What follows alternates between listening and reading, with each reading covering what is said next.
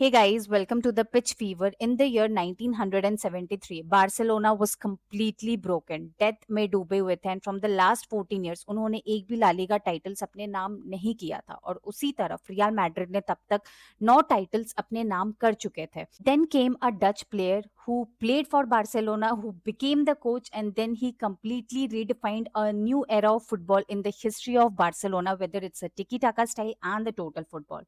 सो आज हम बात करेंगे योहान क्राइफ के बारे में जिन्होंने बार्सिलोना को कंप्लीटली ट्रांसफॉर्म कर दिया.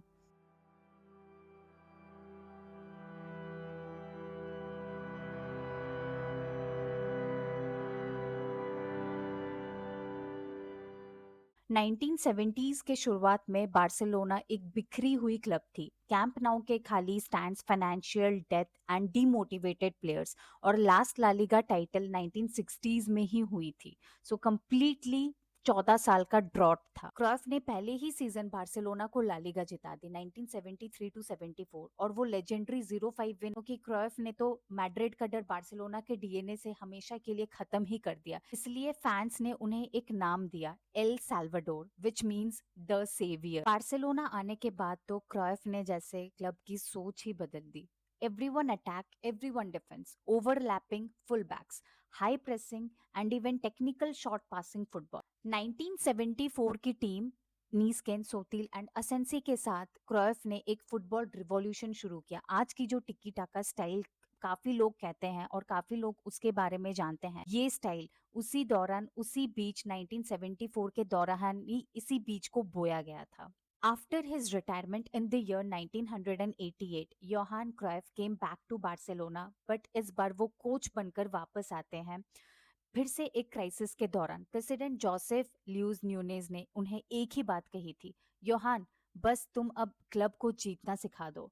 फिर क्या, उसके बाद तो क्राइफ ने क्लब को बदल कर ही रख दिया था. ला मासिया को जैसे वर्ल्ड क्लास एकेडमी बना दिया. कोई मैन, लाउ ड्रॉप, स्टोइकोव एंड बकेरो जैसे स्टार्स लेकर आए वो. 1992 में बार्सिलोना का पहला यूरोपियन कप वेम्बले में कोई मैन का आइकॉनिक फ्री किक के साथ. From the year 1991 to 1994, 4 consecutive La Liga titles, the dream team era.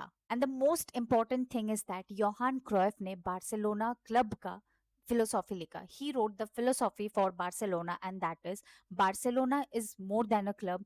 We develop our own players. We play beautiful football. Johan Cruyff की असली legacy trophies में नहीं, उनके लोगों में थी. उनके डिसाइपल्स, उनके फॉलोअर्स और उनके players.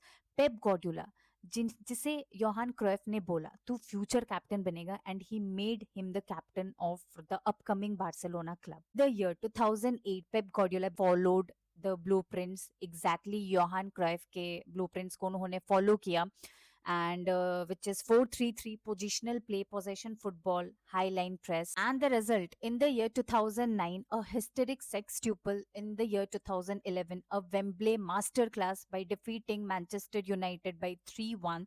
And Messi himself has said this कि क्राइफ ने, योहान क्राइफ ने उनके जनरेशन को सब कुछ सिखाया है. जावी, पोलो, वॉल्डेस एंड मेसी सब ला मासिया प्रोडक्ट्स थे. The truth is simple. Without Johan Cruyff, the modern Messi and the modern FC Barcelona would not have exist.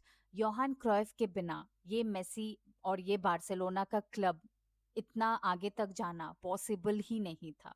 In the year 2016, Johan Cruyff passed away after a battle of cancer, but his teachings and his DNA still runs through the Barcelona club. Pep Guardiola, Hansi Flick, and even Xavi, each and every other modern Barcelona coach still follows and obeys the Johan Cruyff's foundations, continues to obey the Johan Cruyff's foundations, which is 4-3-3 positional play, possession football, and a high press. La Masia's philosophy, the statue outside the Camp Nou, and even the club motto, Mes que un club, all carry his imprint still now. So, in one definitive line, I'll say Johan Cruyff not just played for Barcelona or coached Barcelona, but he transformed and he built and he created the modern FC Barcelona. If you enjoyed the video, then make sure you like, share, and subscribe this channel, and turn on the notification bell so that you never miss any episode of the Pitch Fever. Till then, Visca Barca.